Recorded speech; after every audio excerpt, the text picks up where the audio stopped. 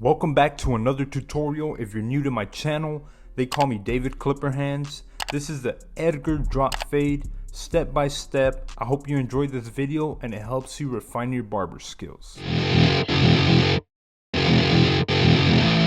What you want to start off by doing is getting rid of the bulk on the sides. I'm using my number 3 guard with the lever fully closed, and we're getting rid of all the weight. And then I'll be using clipper over comb to get rid of the rest of the bulk. And after that, we'll be creating our guideline. This technique will help us keep the sides darker when we start the drop fade. We'll be clipper over combing for our next step. Remember to always use a 45-degree angle. We're just trying to get rid of the weight on the sides, but remember, you still want to keep it dark enough so when we create our guideline, it's still dark on the sides for the drop fade style he's going for. I've been getting a lot of suggestions about doing a clipper over comb tutorial. I'll be coming out with a new video showing step by step. I know they don't teach you this in barber school, especially for all the new barbers. I'll be showing you guys this technique that helps cut your time in half.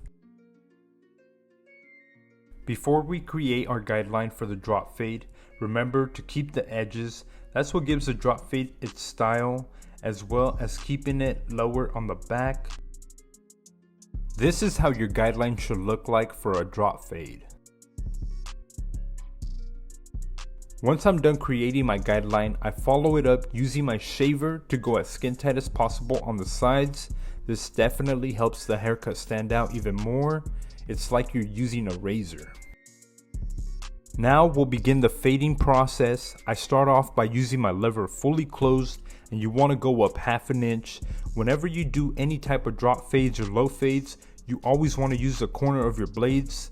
This technique allows me to keep control and not bring the drop fade higher than it should be. Open the lever and continue to go up 1/2 inch. If you can see, this is a better angle of me using the corner of my blade to keep the drop fade from going up higher than it should be. Our next step is to use the half guard, also known as the blend guard, and continue to go up 1/2 inch with the lever fully closed.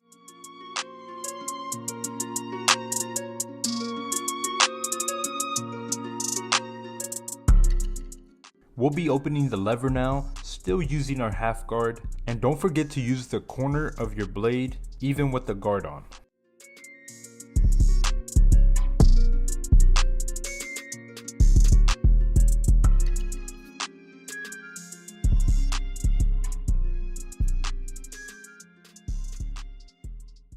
Once we finish with our half guard, I move on to my 1 guard with the lever fully closed. I'm still going up 1/2 inch.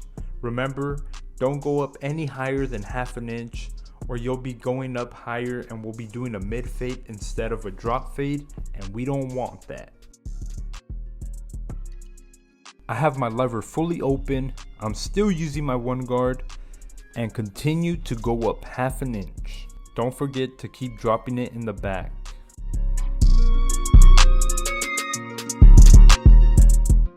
This is where we'll cut our time in half using clipper over comb.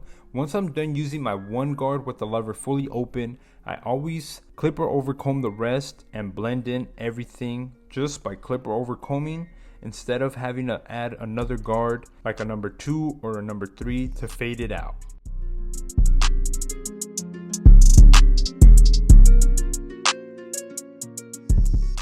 Always keep a comb in hand whenever you're going to line up the edges or the lineup. It helps comb out the little hairs that don't want to get cut, and it gives it a crisper lineup.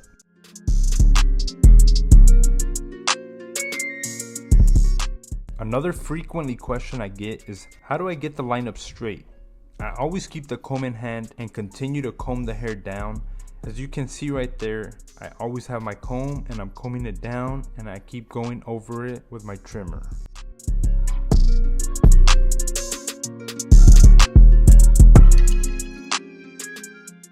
Whenever you do a lineup on the corner, there always seems to be some sort of weight. I use the blade of my trimmer and feather down with it just lightly to get rid of the weight that's still there so it can blend in perfectly with the lineup. Always take your time whenever doing any type of lineups. That's the first thing that people look at whenever they look at the haircut. They don't even care about the blend, they only care about the lineup. I'll be enhancing his lineup just to make the lineup stand out even more. You don't want to overspray, we want to keep it as natural as possible. Whenever I do any type of enhancements, my favorite product to use is Tune 45. They have the paint already mixed up and ready to go. I highly recommend it. To finish the Edgar drop fade, I'll be using my straight blade to give it that extra touch it needs. If you're scared to use a straight blade and have never tried it before, use a balloon, blow it up, add some shaving cream to it, and just practice on it. It's similar to somebody's face. The only difference is the balloon will pop. That will give you the confidence you need whenever you use a straight blade.